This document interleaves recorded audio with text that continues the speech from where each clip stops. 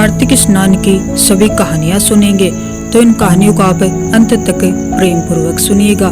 कार्तिक मास में कार्तिक स्नान की कहानी सुनने से अनंत गुना पुण्य फल मिलता है। तो सबसे पहली कहानी है सीता माता की नितनेम की कहानी। कार्तिक महीने में सीता जी की नितनेम कहानी सुनने का विशेष महत्व माना जाता है।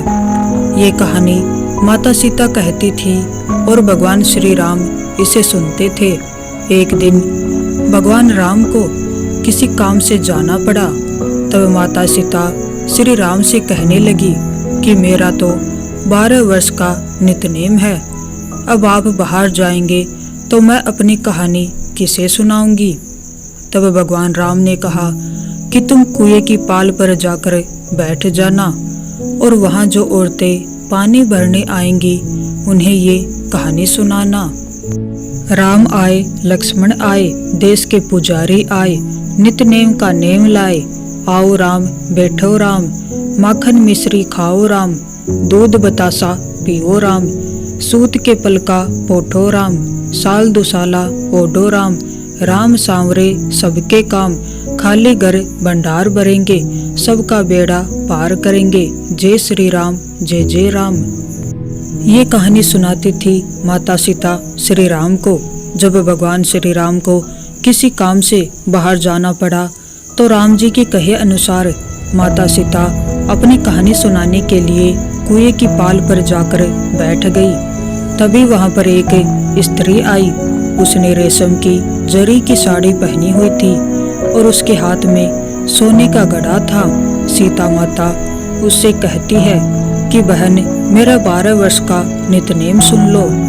पर वो स्त्री बोली कि अगर मैं तुम्हारा नितनेम सुनने बैठ गई तो मुझे घर जाने में देर हो जाएगी, फिर मेरी सास मुझे डांटने लगेगी। ये कहते हुए उसने कहानी सुनने से मना कर दिया और वो चली गई। जब वह महिला घर पहुंचने ही वाली थी कि उसकी रेशम जरी की साड़ी फट गई और सोने का घड़ा भी मिट्टी के घड़े में बदल गया। सास ने जब ये देखा तो पूछा कि ये किसका दोष अपने सिर लेकर आ गई है। तब बहू ने कहा कि कुएं के पास एक औरत बैठी थी, उसने मुझे कहानी सुनने के लिए कहा था, लेकिन मैंने उसकी कहानी नहीं सुनी, जिसका मुझे यह फल मिला। अपनी बहू की बात सुनकर अगले दिन उसकी सास वही साड़ी और घड़ा लेकर कुएं की पाल पर गई।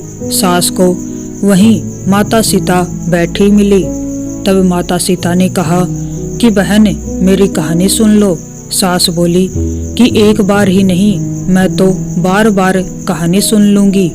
राम आए, लक्ष्मण आए, देश के पुजारी आए, नितनेम का नेम लाए। आओ राम, बैठो राम, तपी रसोई जीमो राम, माखन मिश्री खाओ राम, दूध बतासा पियो राम, सूत के पलका मोठो राम, साल दुसाला ओढ़ो राम। जब बोलूं राम ही राम, राम सांवरे सबके काम, खाली घर भंडार भरेंगे, सबका बेड़ा पार करेंगे, श्री राम, जय राम, जय जय राम। सास ये कहानी सुनकर बोली कि बहन, तुम्हारी कहानी बहुत अच्छी लगी। इतना कहकर सास घर चली गई और उसकी साड़ी फिर से रेशम जरी की बन गई। वही मिट्टी का घड़ा फिर से सोने के घड़े में बदल गया। जब बहू ने ये देखा तो वो कहने लगी, सासू माँ, आपने ये सब कैसे किया। सास ने कहा कि बहू, तू दोष लगा के आई थी और मैं उस दोष को उतार कर आ रही हूँ। जब बहू ने पूछा कि वह कुएं वाली स्त्री कौन है, सास बोली, वो माता सीता थी, जो पुराने से नया कर देती है, खाली घर में भंडार भर देती है। वह लक्ष्मी जी का वास घर में कर देती है, आदमी की सभी इच्छाएं पूरी करती है। तब बहू बोली कि वो कहानी मुझे भी सुना दो। सास बोली कि ठीक है, तुम भी सुनो ये कहानी। राम आए, लक्ष्मण आए, देश के पुजारी आए, नितनेम का नेम लाए। आओ राम, बैठो राम, राम। इस तरह से सास ने भी बहू को पूरी कहानी सुना दी। कहानी बहू को भी बहुत अच्छी लगी। तब सास कहने लगी कि इस कहानी को रोज कहा करेंगे। अब सास बहू रोज सवेरे उठकर स्नान कर पूजा करने के बाद नित्यनेम की सीता जी की कहानी कहने लगी। एक दिन उनके घर एक पड़ोस की औरत आई और कहने लगी कि बहन जरा सी आंच देना। तो वह बोली कि आंच तो अभी जलाई नहीं है। तब पड़ोसन कहने लगी कि तुम सुबह 4 बजे से उठकर क्या कर रही हो फिर? तब सास बहू ने बताया कि हम सुबह उठकर पूजा करते हैं, फिर सीता माता की नित्यनेम की कहानी कहते हैं। पड़ोसन ने पूछा कि सीता माता की कहानी कहने से तुम्हें क्या मिला? तब वे बोली कि इस कहानी को कहने से घर में धन के भंडार बढ़ जाते हैं, मनुष्य के सारे काम सिद्ध हो जाते हैं, मन की समस्त इच्छाएं भी पूरी होती हैं। इसके बाद पड़ोसन ने भी ये कहानी सुनने की इच्छा जताई। वह बोली कि ठीक है, तुम भी यह कहानी सुन लो। राम आए, लक्ष्मण आए, देश के पुजारी आए, नित्यनेम का नेम लाए, आओ राम बैठो राम। इस तरह से सास बहू ने अपनी पड़ोसन को भी पूरी कहानी सुना दी। कहानी सुनने के बाद पड़ोसन कहने लगी कि कहानी तो बहुत अच्छी है। अब वह पड़ोसन भी नित्यनेम सीता माता की कहानी कहने लगी। इस कहानी को कहने से पड़ोसन के घर में भी धन के भंडार भर गए। हे सीता माता, जैसे आपने उनके भंडार भरे वैसे ही सबके भंडार भरे रखना। अब अगली कहानी एक बूढ़े बाबा की है। चलिए कहानी को शुरू करते हैं। एक बार एक बूढ़ा बाबा घर से रोज कमाने निकलता तो उसके रास्ते में एक मंदिर पड़ता था, जहाँ बहुत सी औरतें बैठकर बाबा नित्यनेम की कहानी कहती थी। एक बार वह बूढ़ा उन औरतों से पूछता है कि तुम किसकी कहानी कह रही हो? वे बोली, बाबा हम नित्यनेम की कहानी कह रहे हैं, आप भी यह कहानी सुन सकते हो। वार सोमवार, वार मंगलवार, वार बुधवार, वार बृहस्पतिवार, वार शुक्रवार, वार शनिवार, वार रविवार, पीछे आया सोमवार, जो महादेव का है वार। 9 निधि 12 सिद्ध, बूढ़े बाबा तेरा आसरा, बरियो पिहर सासरा, धन के डेरे लग गए। बाबा तेरे बाग का हुआ है मेरे, बागे का होता तो घर में ही हो जाएगा। बूढ़ा घर गया तो बुढ़िया बोली कि कुछ कमा के लाया है? बूढ़ा बोला, हाँ बहुत कुछ कमा लाया हूँ, नित्यनेम का नियम लाया हूँ, जगह जोत की रोटी लाया हूँ। तू एक लोटे में चावल और चीनी डालकर ले आओ, हम नित्यनेम की कहानी कहेंगे।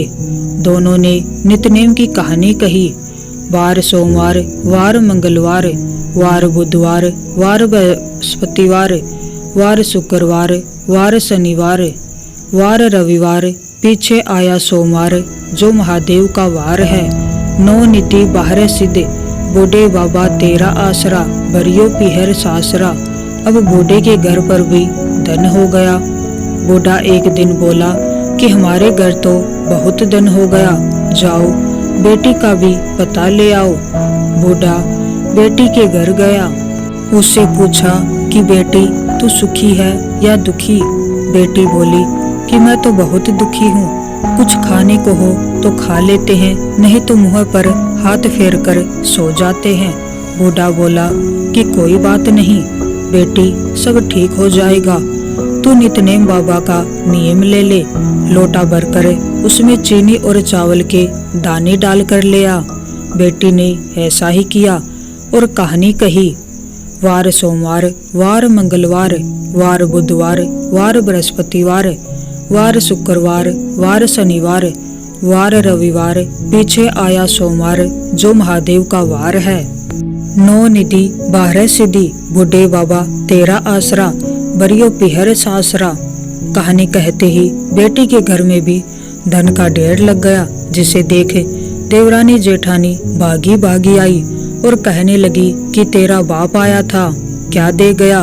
बेटी ने कहा कि मेरा बाप तो बहुत कुछ दे गया, नित्यनेम बाबा का नियम दे गया, जगह जोत की रोटी दे गया। देवरानी जेठानी कहने लगी कि हमें भी सुना दे। वह बोली कि ठीक है, तुम भी सुन लो। तो उसने उन दोनों को भी पूरी कहानी सुना दी। कहानी कहते ही उनके यहाँ भी धन का ढेर लग गया। हे नितनेम बाबा, जैसे आपने बूढ़े बाबा के धन के भंडार भरे, वैसे ही सबके भरना। अगली कहानी एक बुढ़िया माई की है। चलिए कहानी को शुरू करते हैं। बहुत समय पहले की बात है। किसी गांव में एक बुढ़िया माई रहती थी। उसके एक बेटा और बहू थे जो उसी के साथ रहा करते थे। एक बार जब कार्तिक का महीना आया तो बुढ़िया माई ने अपने बेटे से कहा कि वो कार्तिक स्नान के लिए जाएगी और 1 महीना गंगा जी के किनारे पर ही रहेगी। यह सुनकर बेटे ने अपनी पत्नी से कहा, माँ के लिए 30 लड्डू बनाकर रख दो ताकि वह पूजा पाठ करके खा सके। बुढ़िया माई की बहू थोड़े गुस्से स्वभाव की थी। सारे घर का काम उसके सर पर था और उसे लड्डू भी बनाने थे। बहू ने गुस्से में आकर जैसे तैसे 30 लड्डू बनाकर दे दिए। बुढ़िया माई कार्तिक स्नान के लिए अपने घर से निकल गई। गंगा जी के किनारे पहुंची और एक झोपड़ी बनाकर वहीं रहने लगी। वो रोज सवेरे उठकर स्नान करती, पूजा पाठ करके जैसे ही एक लड्डू निकालकर खाने लगती तो हनुमान जी बंदर के रूप में आते और बुढ़िया माई खुशी खुशी वो लड्डू उस बंदर को दे देती। बुढ़िया माई को बंदर को लड्डू खिलाने में बहुत खुशी मिलती थी। हनुमान जी बुढ़िया से बहुत प्रसन्न थे। इस तरह से कार्तिक का महीना पूरा बीत गया और सभी 30 के 30 लड्डू हनुमान जी बंदर के रूप में खा गए। जब कार्तिक का महीना समाप्त हुआ और बुढ़िया वापस जाने की तैयारी करने लगी तो हनुमान जी उसके सामने प्रकट हुए। उन्होंने बुढ़िया माई की झोपड़ी की जगह एक आलीशान महल बना दिया। उसका घर धन दौलत से भर गया। अन्न धन के भंडार लग गए। उसकी काया निरोगी हो गई। ये सब होने के बाद वह अपने बेटे के पास वापस आई। बूढ़ी माई को इतना धनी देखकर उसकी बहू ने मन में सोचा कि अगले साल कार्तिक मास में अपनी माँ को कार्तिक स्नान के लिए जरूर भेजूंगी। और अगले वर्ष कार्तिक आने पर उसने अपनी माँ को कार्तिक स्नान के लिए कहा और अपनी सास के धनवान बनने की सारी बात बता दी। बुरे मन से उसकी माँ भी कार्तिक स्नान पर जाने के लिए तैयार हो गई। बहू ने बहुत प्यार से पूरे 30 लड्डू देसी घी मेवे डालकर अपनी माँ के लिए बनाकर दिए। माँ कार्तिक स्नान के लिए गई और जैसे ही सुबह सवेरे नहाकर लड्डू खाने बैठती तो हनुमान जी बंदर का रूप धारण करके उसके सामने जाकर बैठ जाते तो वो पत्थर मारकर उन्हें भगा देती। कहती, इस एक लड्डू से मेरा पेट तो भरेगा नहीं, तुम्हें और दे दूं। ये रोज का नियम था। पूरे 30 दिन तक यही चलता रहा। जब कार्तिक का महीना खत्म हुआ तो हनुमान जी फिर से प्रकट हुए और उन्होंने बहू की माँ की झोपड़ी को कूड़े के ढेर में बदल दिया और उसकी माँ को कोडिन बना दिया। इधर कार्तिक का महीना समाप्त होने पर उस बुढ़िया की बहू ने अपने पति से कहा कि कार्तिक का महीना समाप्त हो गया है, आप मेरी माँ को गाजे बाजे के साथ लेकर आओ। लड़का जब अपनी सास को लेने गया तो वहाँ देखता है कि उसकी कुटिया की जगह कूड़े का ढेर लगा है और वहाँ उसकी सास कोडिन बनकर बैठी है। लड़के को देखकर हनुमान जी प्रकट होकर बोले, बेटा, तुम्हारी माँ ने सच्चे दिल से कार्तिक का स्नान किया था, इसी कारण तुम्हारी माँ पर कार्तिक देव प्रसन्न हुए। लेकिन तुम्हारी सास ने लालच और पापी मन से यह कार्तिक स्नान किया है। उसने कार्तिक मास में अपनी बेटी के घर का अन्न खाया है, इसलिए कार्तिक देवता इससे नाराज हो गए हैं और उन्होंने इसे कोडिन बना दिया है।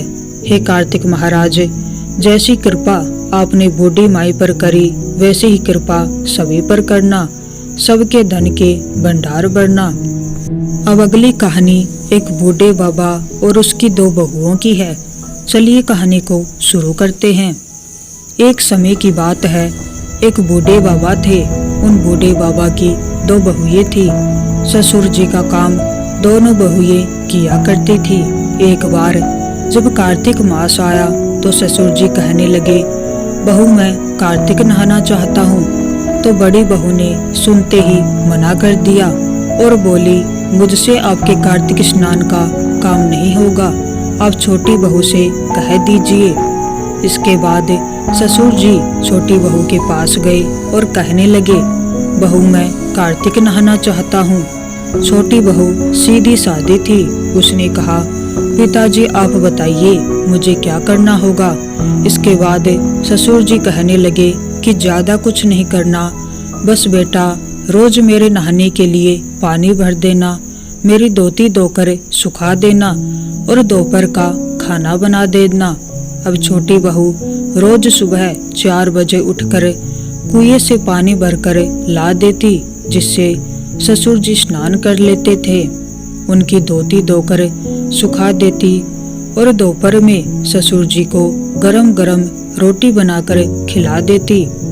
जब छोटी बहू ससुर जी की धोती धोकर सुखाती तो उसमें से गिरने वाली पानी की बूंदें वह मोती के रूप में इकट्ठी हो जाती थी। पर छोटी बहू इतनी नादान थी कि वो समझ ही नहीं पाती थी और रोज सुबह झाड़ू लगाकर आंगन में एक तरफ मोतियों का ढेर इकट्ठा कर दिया करती थी।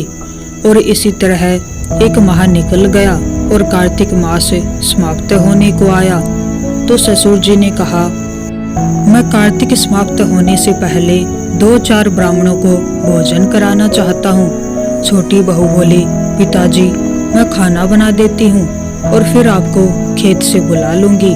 बहू खाना बनाकर ससुर जी को खेतों से बुलवाने जाती है और कहती है, पिताजी मैंने खाना बना दिया है, आप घर चलकर ब्राह्मणों को खाना खिला दें और मैं खेत की रखवाली कर लेती हूँ। यह सुनकर पिताजी घर चले जाते हैं। अब छोटी बहू सोचती है, कार्तिक महीने में ब्राह्मणों को तो खाना खिला रहे हैं और खेत में से इन बेचारी चिड़ियों को उड़ा रहे हैं, राम जी की चिड़िया राम जी के खेत। और ऐसा सोचकर वो चिड़ियों को दाना खाने देती है और चादर तान कर सो जाती है। जब चिड़िया ये दाना चुग रही होती हैं तो जो दाने जमीन पर गिरते हैं वो सब हीरे मोती बन जाते हैं। धीरे धीरे उनका पूरा खेत हीरे मोतियों से जगमगाने लगता है। उस खेत के पास ही बड़े भाई का खेत था। वो भी देखता है कि छोटे भाई का खेत हीरे मोतियों से जगमगा रहा है। बड़े बेटे से रहा नहीं जाता। वो अपने पिताजी से पूछता है कि इसका क्या कारण है। पिताजी कहते हैं, बेटा हम पर तो कार्तिक महाराज की कृपा हुई है। बड़ा भाई जाकर अपनी पत्नी को सारी बात बताता है। उसकी पत्नी के मन में लालच आ जाता है और वो मन ही मन सोचती है कि ससुर जी ने तो पहले मुझसे कहा था, मैंने क्यों मना कर दिया। अब वो साल भर इंतजार करती है और जब कार्तिक महीना आने वाला होता है तो जाकर ससुर जी को कहती है, पिताजी आप इस बार कार्तिक स्नान नहीं करेंगे। ससुर जी कहते हैं, बेटा इस बार मैं कार्तिक स्नान नहीं कर सकता, अब मेरी उम्र हो गई है। यह सुनकर बड़ी बहू बहुत ज्यादा चिढ़ जाती है और गुस्से में कहने लगती है, आपने छोटी बहू को तो माला माल कर दिया, अब मेरी बारी आई तो कहते हैं कि उम्र हो गई है। नहीं पिताजी, आपको कार्तिक स्नान करना ही होगा। ससुर जी थक हार कर हाँ कर देते हैं। बड़ी बहू हीरे मोती के लालच में ससुर जी का बहुत ख्याल रखती। सवेरे कुएं से पानी लाकर भर देती, उनकी धोती धोकर सुखाती। धोती सुखाते वक्त उसे निचोड़ती नहीं थी जिससे ज्यादा पानी गिरे और ज्यादा मोती इकट्ठे हों। लेकिन उस पानी से हीरे मोती तो नहीं बने पर जमीन में गड्ढे हो गए। इधर कार्तिक मास समाप्त होने को आया तो ससुर जी ने कहा, ब्राह्मणों को भोजन पर बुलाते हैं। तब वो बोली, हाँ हाँ पिताजी, एक ब्राह्मण को नौता दे देती हूँ। और वो जल्दी से खाना बनाकर ससुर जी को बुलाने खेत चली गई। और खुद खेत की रखवाली करने लगी। खेत में कोई भी चिड़िया दाना चुगने आती तो वो उसे उड़ा देती और कहती, कोई भी चिड़िया एक भी दाना मत खाओ, अभी ये सब हीरे मोती बनने वाले हैं। धीरे धीरे शाम हो गई और शाम तक उसके खेत में कोई भी हीरे मोती का ढेर नहीं बना, बल्कि उसके खेत में फसल थी, उसकी बाली में दाने ही नहीं रहे। तो वह ससुर जी के पास जाकर लड़ने लगी। तब ससुर जी ने कहा, बहू, तूने तो देखा देखी पैसे के लालच में मेरी सेवा करी, जबकि छोटी बहू ने तो निस्वार्थ भाव से मेरी सेवा की थी, इसलिए उसे कार्तिक महाराज की कृपा मिली। और तूने देखा देखी करी, लालच करा तो तेरी फसल खराब हो गई। हे कार्तिक महाराज, जैसे आपने छोटी बहू पर कृपा करी वैसी सब पर करना। अब अगली कहानी एक ब्राह्मण और ब्राह्मणी की है। चलिए कहानी को शुरू करते हैं। एक ब्राह्मण और ब्राह्मणी थे। वे 7 कोस दूर गंगा जमुना स्नान करने जाते थे। रोज इतनी दूर आने जाने से ब्राह्मणी थक जाती थी। एक दिन ब्राह्मणी कहती है कि कोई बेटा होता तो बहू आ जाती। घर वापस आने पर खाना बना हुआ तो मिलता, कपड़े धुले मिलते। ब्राह्मण कहता है कि तूने भली बात चलाई, चल मैं तेरे लिए बहू ला ही देता हूँ। ब्राह्मण फिर बोला कि एक पोटली में थोड़ा सा आटा बांध दे, उसमें थोड़ी सी मोहर असरफी डाल दे। उसने पोटली बांध दी और ब्राह्मण पोटली लेकर चल दिया। चलते चलते कुछ ही दूर एक गांव में जमुना जी के किनारे बहुत सारी सुंदर लड़कियां अपने घर बनाकर खेल रही थी। उनमें से एक लड़की बोलती है कि मैं तो अपना घर नहीं बिगाड़ूंगी, मुझे तो रहने के लिए ये घर चाहिए। उसकी बात सुनकर ब्राह्मण के मन पर वह लड़की छा गई और वह मन ही मन सोचने लगा कि बहू बनाने के लिए यही लड़की ठीक रहेगी। जब वह लड़की जाने लगी तो ब्राह्मण भी उसके पीछे चला और जब वह लड़की अपने घर पहुंचती है तब वह बूढ़ा ब्राह्मण बोला, बेटी, कार्तिक का महीना है, मैं किसी के यहाँ खाना नहीं खाता। तुम अपनी माँ से पूछो कि मेरा आटा छान कर 4 रोटी बना देगी क्या? यदि वह मेरा आटा छान कर रोटी बनाएगी तभी मैं खाऊंगा। लड़की अपनी माँ को सारी बात बताती है। माँ कहती है कि बेटी, बाबा से कह दे कि रोटी मैं बना दूंगी और वह खा लेंगे। लेकिन लड़की कहती है कि नहीं माँ, बाबा ने कहा है कि मेरा आटा छान कर बनाओगी तभी वह खाएंगे। तो उसकी माँ कहती है कि ठीक है, जा बाबा से कह दे कि अपना आटा दे दे। उसने आटा छाना तो उसमें से मोहर असरफी निकलती है। वह सोचती है कि जिसके आटे में इतनी मोहर असरफी है उसके घर में ना जाने कितनी होगी। जब ब्राह्मण रोटी खाने बैठा तो लड़की की माँ बोली, बाबा, तुम लड़की की सगाई करने जा रहे हो? बाबा बोला कि मेरा लड़का तो काशी बनारस पढ़ने गया हुआ है, लेकिन अगर तुम कहो तो मैं खांड कटोरे से तेरी लड़की को ब्याह कर साथ ले जाऊं। लड़की की माँ बोली, ठीक है बाबा, और वह ब्याह कर घर ले आया। घर आकर बोला, रामू की माँ दरवाजा खोलकर देखे, मैं तेरे लिए बहू लेकर आया हूँ, आकर बहू का स्वागत सत्कार कर। ब्राह्मणी बोली, दुनिया ताने मारती थी, अब तू भी मार ले, हमारे तो 7 जन्म तक कोई बेटा बेटी नहीं है, तो बहू कहाँ से आएगी? ब्राह्मण बोला, तू दरवाजा खोल तो सही। ब्राह्मणी ने दरवाजा खोला तो सामने बहू खड़ी देखी। तब वह आदर सत्कार से बहू को घर के अंदर ले गई। जब ब्राह्मण ब्राह्मणी नहाने जाते तो बहू घर का सारा काम करती और खाना बनाती और सास ससुर के कपड़े धोती और रात के समय उनके पैर दबाती। इस तरह से काफी समय बीत जाता है। सास बहू को सिखा देती है कि बहू चूल्हे की आग को ना बुझने देना और मटके का पानी खत्म ना होने देना। एक दिन चूल्हे की आग बुझ गई। बहू भागी भागी पड़ोसन के घर गई और बोली, मुझे थोड़ी सी आग दे दो, मेरे चूल्हे की आग बुझ गई है। मेरे सास ससुर सुबह 4 बजे से बाहर गए हुए हैं और वे थके हारे वापस आएंगे। मुझे उनके लिए खाना बनाना है।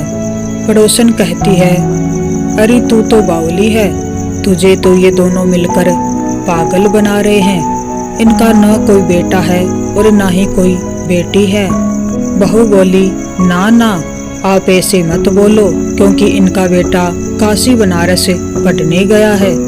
पड़ोसन फिर बोली, अरे तुझे ये झूठ बोल कर लाए हैं, इनका कोई बेटा नहीं है।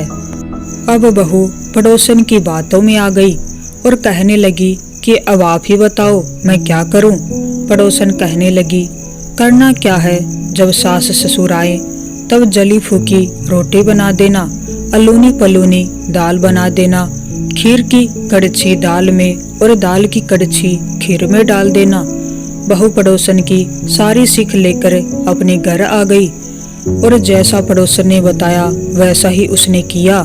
जब सास ससुर घर आए तब भूखों का कोई आदर सत्कार बहू ने नहीं किया और न ही उनके कपड़े धोए।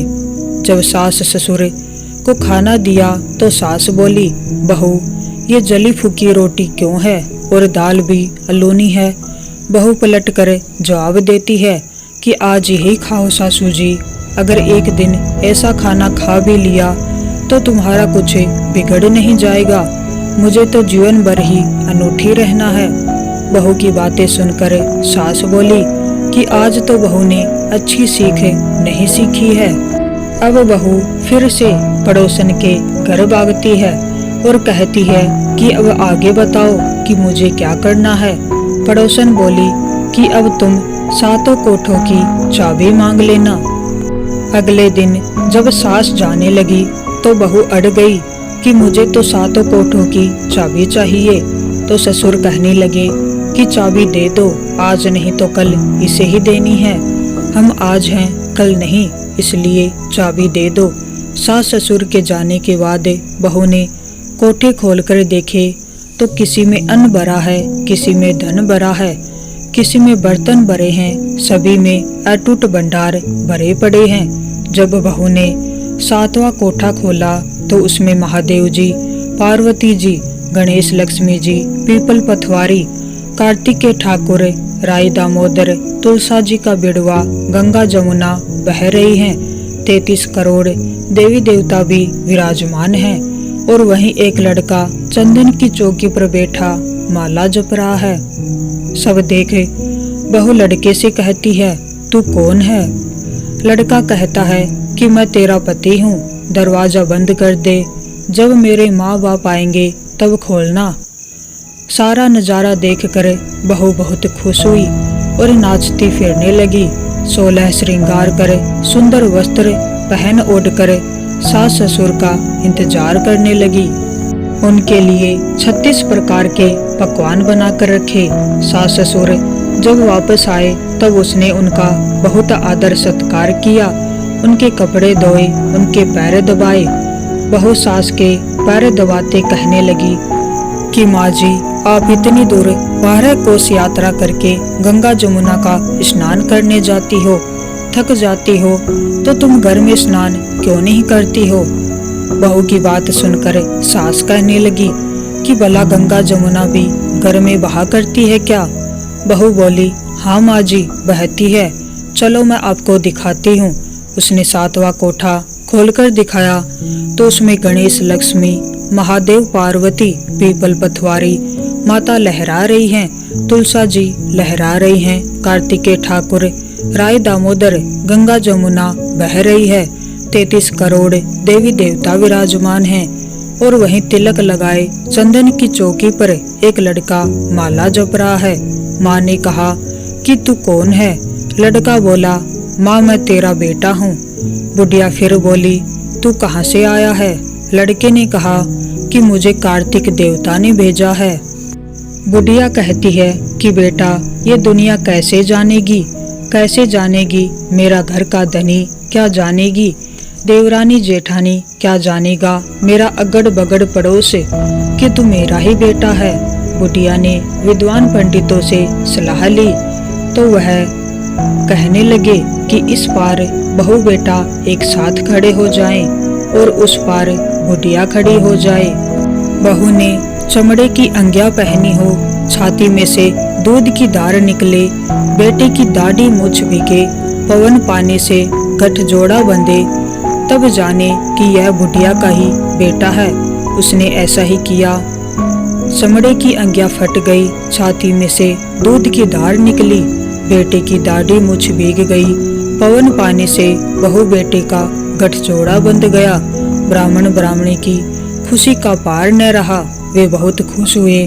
हे कार्तिक के ठाकुर राई दामोदर भगवान, जैसा ब्राह्मण और ब्राह्मणी को दिया वैसा सब किसी को देना। अब अगली कहानी है इल्ली और गुण की। बहुत समय पहले की बात है। एक इल्ली थी और एक गुण था। एक दिन इल्ली बोली कि आओ गुण, कार्तिक का स्नान करें।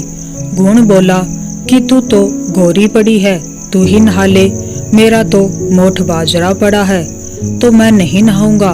मैं तो हर एक बाजरे का सिट्टा खाऊंगा और ठंडा पानी पीऊंगा। दोनों के बीच हुई इस वार्तालाप के बाद इल्ली तो राजा की लड़की के पल्ले के साथ लगकर चली गई और गुण नहीं नहाया। कार्तिक माह खत्म होते ही दोनों मर गए। कार्तिक का स्नान करने से इल्ली राजा के घर में जन्म लेती है और गुण राजा के यहाँ गधा बनता है। राजा की बेटी बड़ी हुई तो उसके विवाह का दिन आया और वह ससुराल के लिए विदा होने लगी। विदा होने के समय अचानक ही बेटी की बैलगाड़ी रुक गई तो राजा रानी दोनों बोले कि यह बैलगाड़ी क्यों रुक गई? बेटी, तुझे जो मांगना है मांग ले। लड़की बोली कि मुझे यह गधा चाहिए। यह सुने राजा रानी बोले कि यह क्या मांगा है, कुछ और मांग ले, यह भी कोई मांगने की चीज है। लड़की अपनी बात पर अड़ गई और बोली कि मुझे तो यह गधा ही चाहिए।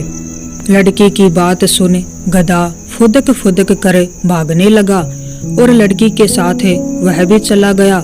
महल जाकर लड़की ने उसे नीचे ही सीढ़ी से बांध दिया। एक दिन लड़की सीढ़ी से उतरने लगी तो गधे ने कहा कि ए सुंदरी, मुझे पानी पिला दे। तब लड़की बोली कि जब तुझे कहा था कि आ कार्तिक नहा ले तब तूने मना कर दिया था। तूने कहा था मैं बाजरा खाऊंगा और ठंडा पानी पीऊंगा। लड़की और गधे की वार्तालाप उसकी देवरानी जेठानी सुन रही थी। वह दोनों अपने देवर के पास गई और बोली कि ये तुम किस जादूगरनी को ब्याह कर लाए हो? यह तो जानवरों से बात करती है। अपनी भाभियों की बात सुनकर लड़का बोला कि मैं जब अपने कानों से सुनूंगा और आंखों से देखूंगा तभी मानूंगा। अगले दिन वह सीढ़ी पर छिपकर बैठ गया। उसकी पत्नी आई और गधे ने उसे फिर वही बात कही, जिस पर रानी ने अभी भी वही जवाब दिया। यह सब देखे वह राजकुमार तलवार निकालकर सामने आया और बोला कि तुम जानवरों से कैसे बात कर सकती हो? बताओ कि तुम कौन हो?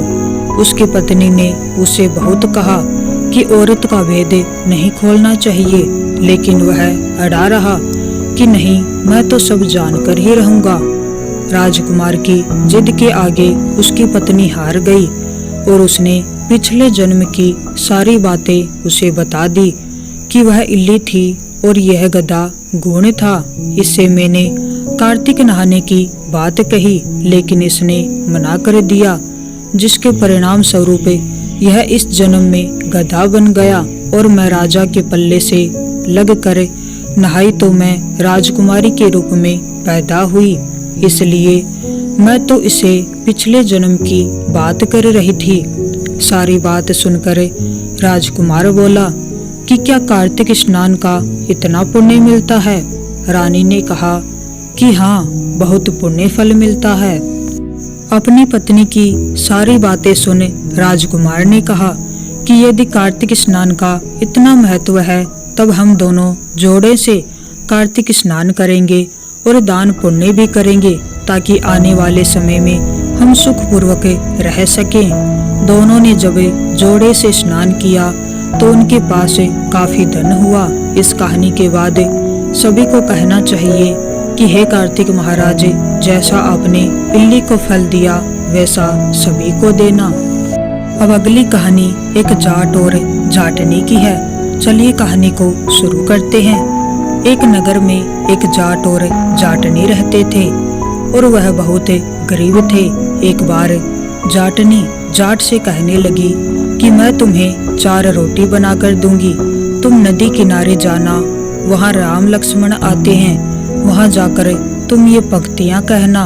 राम बड़े लक्ष्मण छोटे, वो बैठे अम्बे की डाली, वो बैठे चंबे की डाली, मिट्टी का दशरथ बनावे, माखन मिश्री का भोग लगावे, दे परिक्रमा घर को आवे। जाट रास्ते भर इन पंक्तियों को रटता गया, पर नदी के किनारे जाकर भूल गया और वहां जाकर बोलता है, लक्ष्मण बड़े राम छोटे, वो बैठे अम्बे की डाली, वो बैठे चंबे की डाली, मिट्टी का दशरथ बनावे, माखन मिश्री का भोग लगावे, दे परिक्रमा घर को आवे। जाट की बात सुने राम लक्ष्मण से कहते हैं कि लक्ष्मण, इसने तुम्हें बड़ा बताया है, तुम इसे कुछ दे दो। लक्ष्मण बोलते हैं कि हे राम भैया, इसकी बुद्धि मलिन हो गई है, यह मूर्ख व्यक्ति है, कहीं राम से भी बड़ा कोई होता है। राम बोले कि नहीं लक्ष्मण, इसने तुम्हें बड़ा बताया है तो तुम ही इसे कुछ दे दो। राम जी की बात सुन लक्ष्मण ने थोथे बांस में कुछ मोहर अशरफी भरकर दे दी। रास्ते में मोहर अशरफी को चोर लूट ले गए। घर गया तो जाटनी ने पूछा, कुछ मिला? जाट बोला कि मिला तो था, पर चोर लूट कर ले गए। जाटनी ने कहा कि कोई बात नहीं, कल फिर जाना।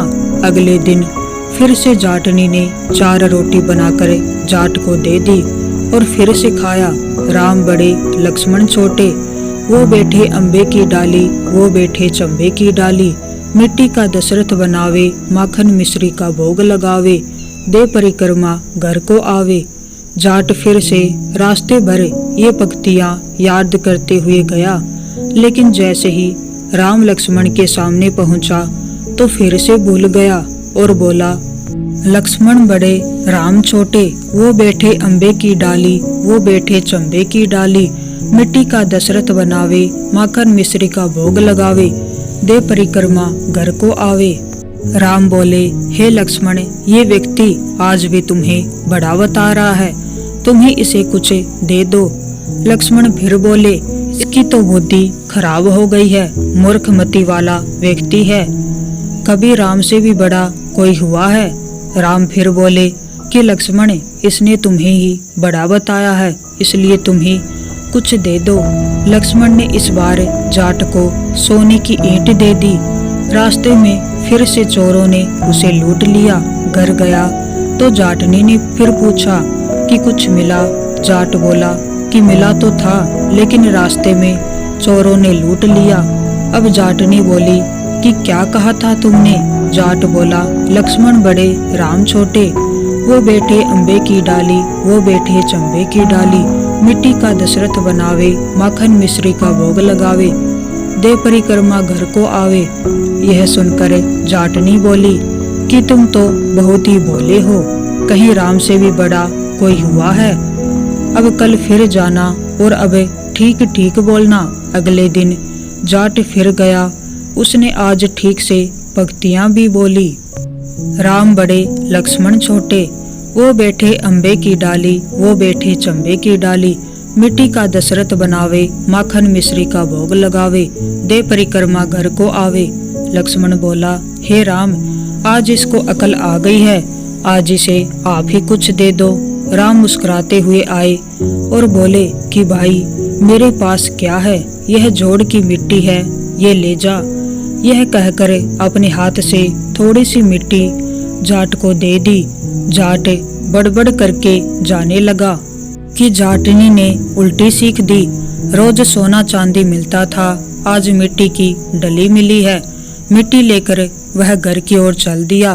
बीच रास्ते में फिर से चोर मिले और उन्होंने मिट्टी देखी तो कुछ भी नहीं बोले। अब जाट घर पहुंचा तो जाटनी ने पूछा कि कुछ मिला? तो जाट बोला कि हाँ, तेरी उल्टी सीख के कारण आज मिट्टी की डली मिली है। जाटनी बोली कि कोई बात नहीं, आज कुछ तो लेकर आए हो, बाकी दिन तो खाली हाथ ही आते थे। मिट्टी की डली कुछ काम तो आएगी, इससे मैं चूल्हा लीप सकती हूँ, घर का आंगन लीप सकती हूँ। मिट्टी की डली को वह तुलसी के पौधे के नीचे रखकर सो गई। सवेरे जब उठे तो देखा कि वहाँ हीरे मोती जगमगा रहे हैं।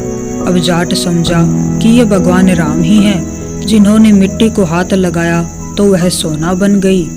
तो ये थी जाट की कहानी। अब अगली कहानी है तुलसी जी की कहानी। चलिए कहानी को शुरू करते हैं।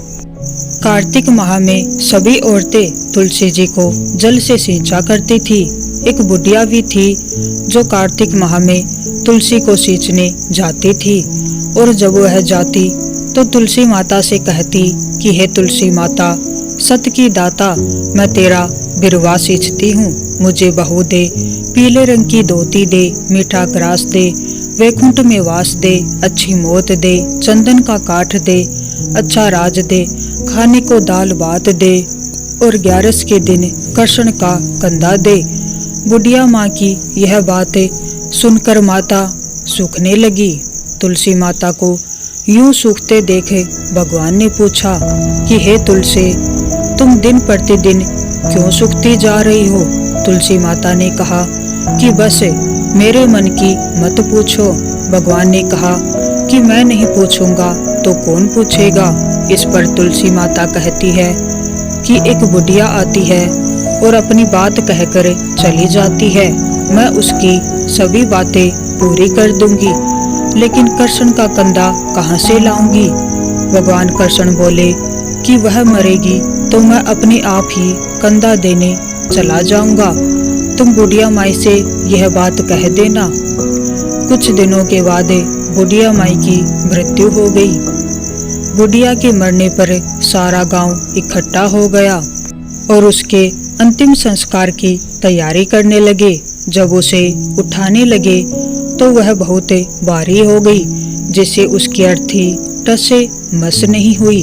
सभी बोले कि यह तो बहुत संस्कारी थी, पूजा पाठ करती थी, कोई पाप नहीं किया, फिर यह इतनी भारी कैसे हो गई? बूढ़े ब्राह्मण के वेश में भगवान आए और कहने लगे कि यह भीड़ कैसी? गांव वाले बोले कि एक बुढ़िया मर गई है और वह इतनी पापीन थी कि उसकी अर्थी नहीं उठ रही है, बहुत भारी हो गई है। भगवान बोले कि मुझे इसके कान में कुछ कहने दो, फिर यह उठ जाएगी। भगवान बुढ़िया के पास गए और उसके कान में कहा कि बुढ़िया माई, तो अपने मन की कर ले, पीताम्बर की धोती ले, मीठा ग्रास ले, वैकुंठ में वास ले, चटक की चाल ले, चंदन का काठ ले, झालर की जनकार ले, दाल भात का भोजन ले और कृष्ण का कंधा ले। भगवान की सभी बातें सुनकर बुढ़िया हल्की हो गई। भगवान अपने कंधे पर उसे ले गए। बुढ़िया